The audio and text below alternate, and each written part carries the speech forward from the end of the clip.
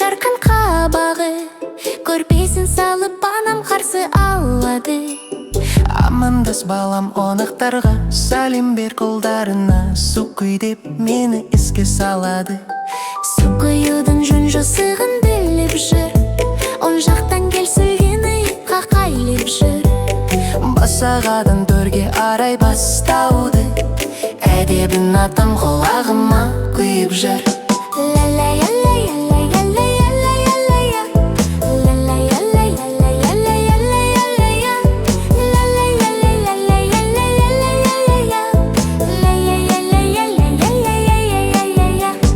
Тарихын зерттейін деп менің елдің, бар екен өз қиссасы су құюдың.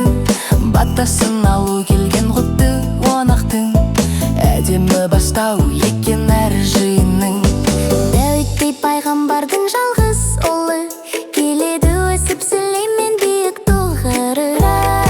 Алайда жеткізілген уақиларда, 9 жасқа дейін екен ғұмыры.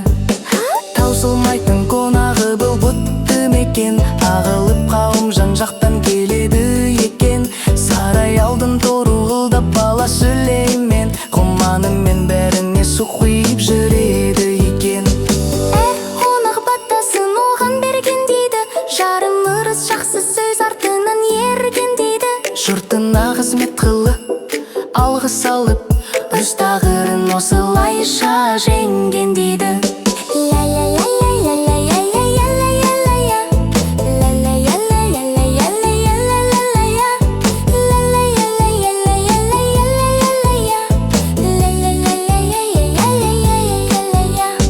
Батаменен ел іші көгереді, алғыс алған әрдайым өсіп өнеді. Бір ниетке барлығын байлап қойған, жаратқан ғажап неткен шебер еді.